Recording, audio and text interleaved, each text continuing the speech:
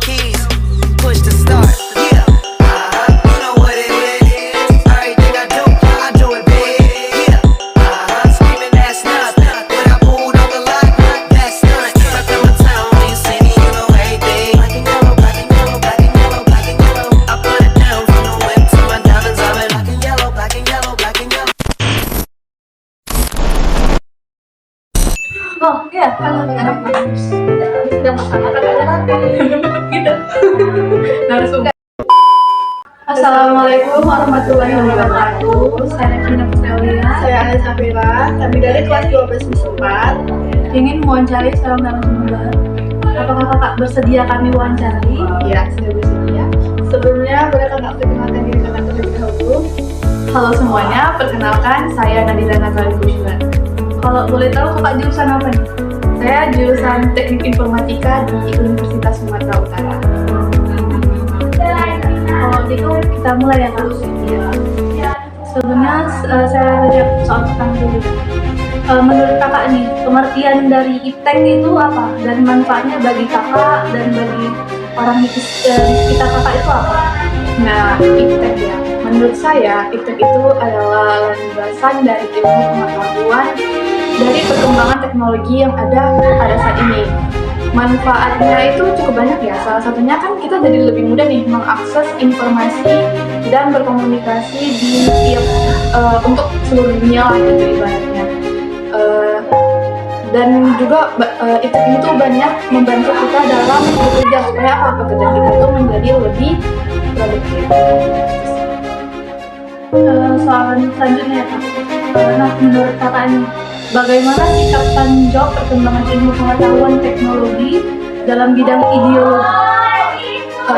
Sikap bertanggung jawabnya. Ya, pertama-tama itu kita harus tahu ya, pertama itu ideologi itu iptek ini tuh memiliki konsekuensi yang sangat signifikan terhadap ideologi. Jadi kita betul-betul membutuhkan yang namanya pertanggungjawaban. Tanggung jawabnya itu yang meliputi itu kita tuh harus mastiin inovasi dari iptek ini bertentangan nggak sama ideologi-ideologi yang dianut oleh masyarakat.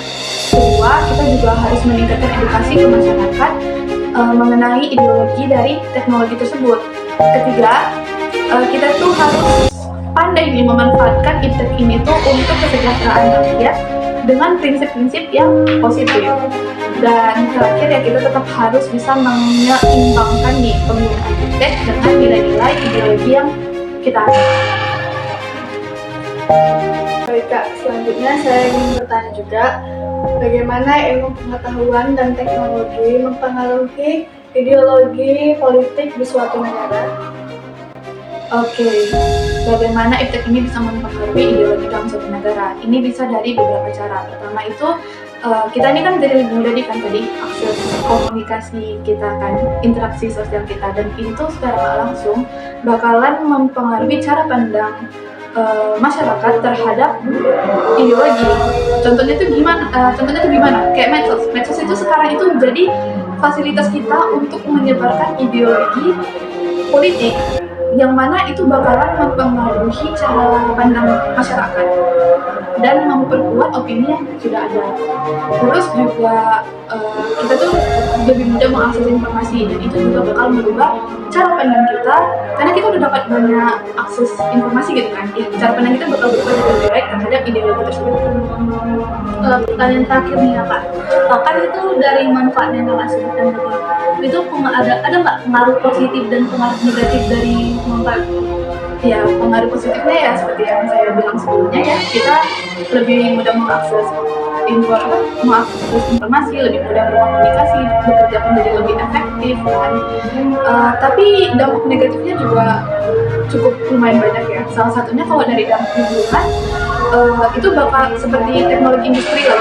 Teknologi industri ini tuh bisa menyebabkan polusi yang menyebabkan kerusakan lingkungan. Selain itu, dampaknya itu kesenjangan sosial. Jadi karena apa? Karena teknologi itu belum menyebar secara rata. Sebelumnya terima kasih banyak telah meluangkan waktu untuk kami wawancara ini. Terima kasih banyak. Sekian dari kami. Wassalamualaikum warahmatullahi wabarakatuh.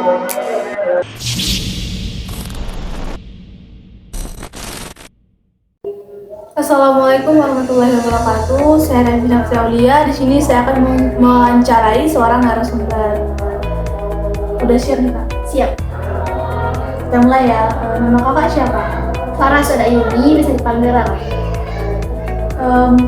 Kita mulai nih ya, pertanyaan pertama.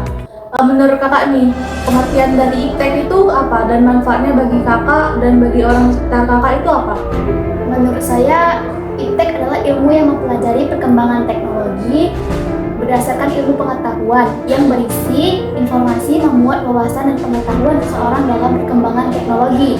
Kemudian manfaatnya menurut saya yaitu memudahkan manusia mendapatkan berbagai hal seperti informasi, berbelanja online, kemudian seperti kita lihat yang sekarang pembelajaran secara daring, kemudian memudahkan seseorang melalui konferensi video tanpa menghadiri suatu acara tersebut. Kemudian menurut kakak nih bagaimana sih sikap tanggung jawab perkembangan iptek dapat mempengaruhi aspek sosial di masyarakat dan mengurangi kesenjangan sosial di masyarakat? Yang pertama yaitu memperhatikan etika penggunaan iptek ya. Dengan begitu penggunaan iptek tidak akan bertabrakan dengan sejumlah nilai moral yang berlaku dalam masyarakat. Kemudian yang kedua memperhatikan nilai guna iptek. Dengan begitu mampu menciptakan rasa aman bagi sesama manusia dan dapat menciptakan sesuatu lebih efisien dan efektif. Yang kedua, menurut kakak nih bagaimana perkembangan iptek itu bisa mempromosikan inklusi sosial di masyarakat? Dengan cara pendidikan ya, untuk meningkatkan kualitas pendidikan iptek itu berpengaruh ya. Kemudian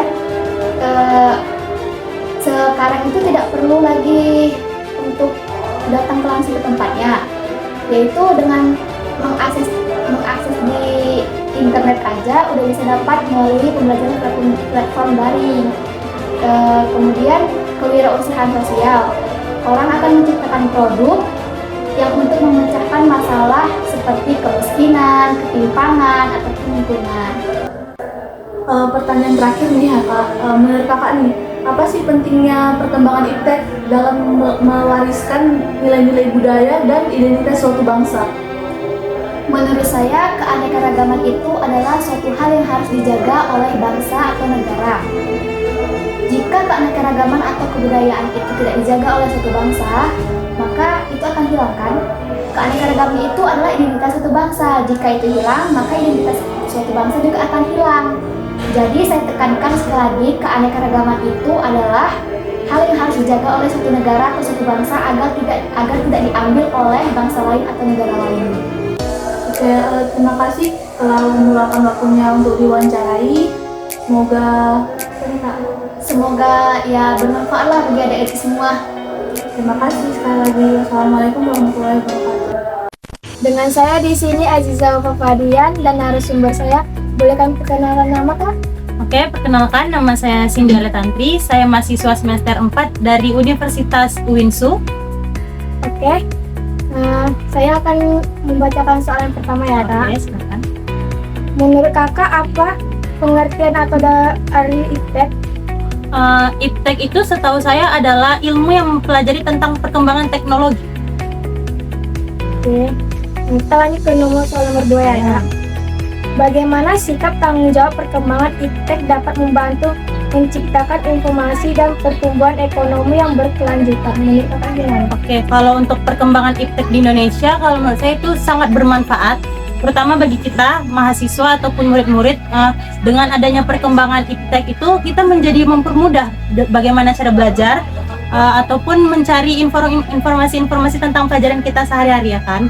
Terus pun tanggung jawab kita untuk iptek itu yang pastinya kita harus lebih memanfaatkan dengan sebaik-baiknya, tidak menyia-nyiakan teknologi yang telah maju sekarang ini dengan hal-hal yang tidak baik. Oke, kita lanjut soal nomor 3 ya. Bagaimana sikap tanggung jawab perkembangan iptek dapat digunakan untuk mempromosikan wirausaha dan pemberdayaan ekonomi masyarakat?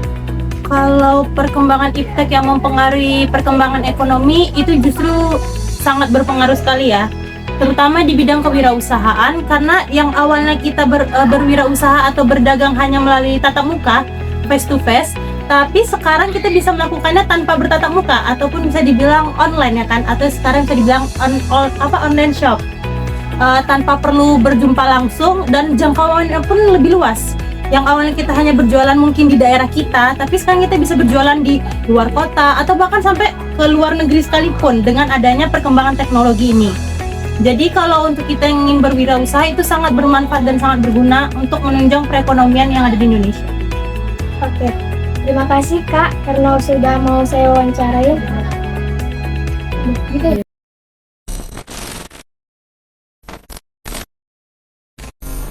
Assalamualaikum warahmatullahi wabarakatuh. Perkenalkan, nama saya Ada Safira. Saya dari kelas 12 MIS 4. Di sini saya sudah bersama narasumber saya yang akan saya wawancarai tentang perkembangan iptek di bidang politik.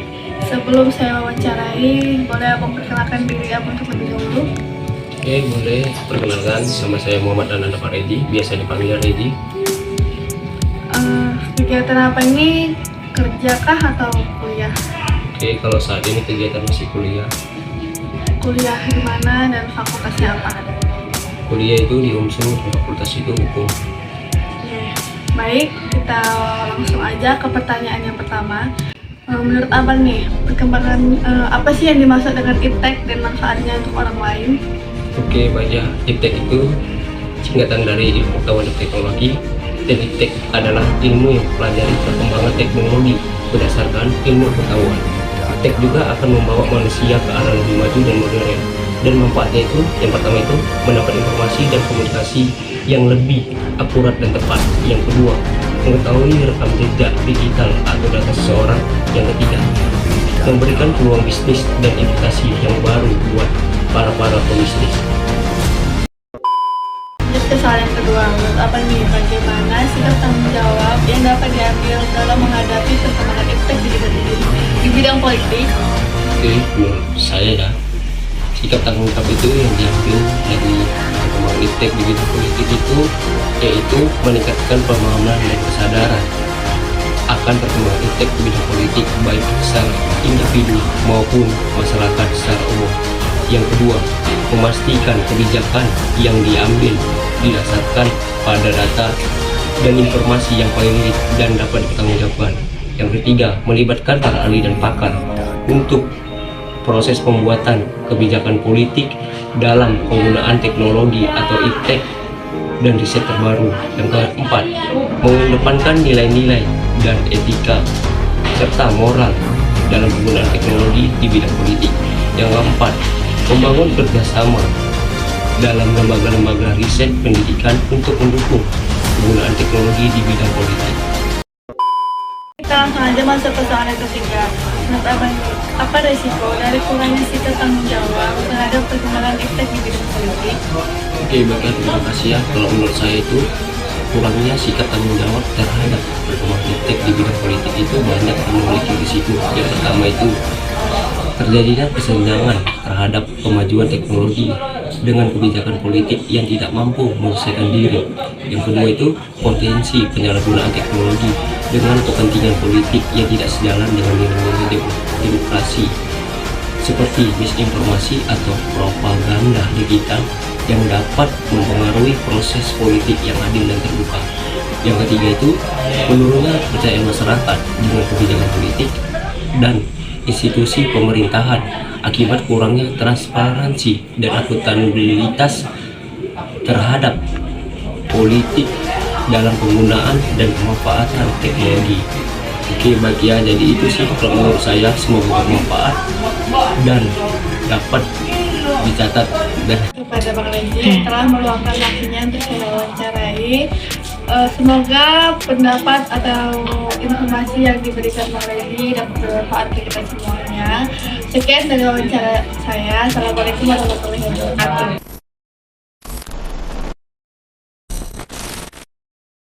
Assalamualaikum warahmatullahi wabarakatuh.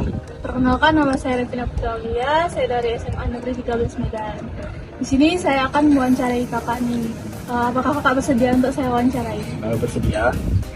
Perkenalan dulu kak. Perkenalkan, nama saya Gifari Galinugraha. Saya berkuliah di Universitas Harapan Medan. Untuk fakultas sendiri, saya berkuliah di Fakultas Teknik Sipil. Oke. Ini kita langsung masuk ke pertanyaan pertama ya kak. Oke, boleh. Langsung saja kita masuk ke pertanyaan pertama nih kak. Ya. Menurut kakak pengertian dari IPTEK itu apa sih? Pengertian dari IPTEK. Yang kita ketahui, IPTEK itu singkatan dari Ilmu Pengetahuan dan Teknologi. Nah, IPTEK sendiri yang saya ketahui adalah ilmu yang mempelajari tentang teknologi yang beriringan dengan pengetahuan. Nah, udah itu aja. Kita masuk ke pertanyaan selanjutnya kak. IPTEK itu kan pasti ada pengaruhnya nih. Menurut kakak pengaruh positif dan negatif dari IPTEK itu apa? Menurut saya pengaruh positif dari IPTEK itu kita mudah mengakses informasi tentunya kan. Memperlancar sarana produksi juga, termasuk mudahnya kita mendapatkan suatu hal dari berbagai macam platform kan. Nah, juga dalam kita sekarang ini ekonomi, kita bisa mengakses makanan itu dengan mudah, mengakses makanan, memesan makanan, memproduksi makanan dengan mudah sekarang. Nah, juga kayak kami di dalam teknik sipil, kayak pengerjaan struktur itu lebih mudah menggunakan IPTEK sekarang. Dengan IPTEK menjadi lebih mudah mempergunakan teknologinya. Nah, seperti aplikasi yang kami gunakan berkembang sangat besar dalam menghitung hal segala macam. Nah, itu dan cukup banyak yang lainnya ya, manfaat dampak positif IPTEK itu sendiri. Nah, untuk dampak negatifnya ya, pengaruh negatif dari IPTEK itu menurut saya bisa jadi kecanduan teknologi, itu sangat berbahaya juga. Terus mudahnya jadinya siswa kita ya, sebagai kamu ya siswa, mencontek itu lebih mudah gara-gara IPTEK. Nah, juga selain itu IPTEK itu jadi kayak banyak ya karena kita mudah mengakses internet. Jadi semua hal yang mudah kita dapatkan, kadang-kadang nggak semuanya bagus gitu, bisa jadi buruk tentunya kan. Nah, itu sih menurut saya.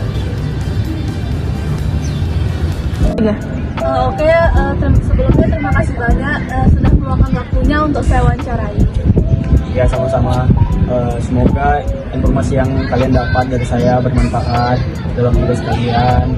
Mohon maaf sebelumnya, mungkin cuma itu yang saya ketahui, tapi semoga ya balik lagi bermanfaat untuk kalian.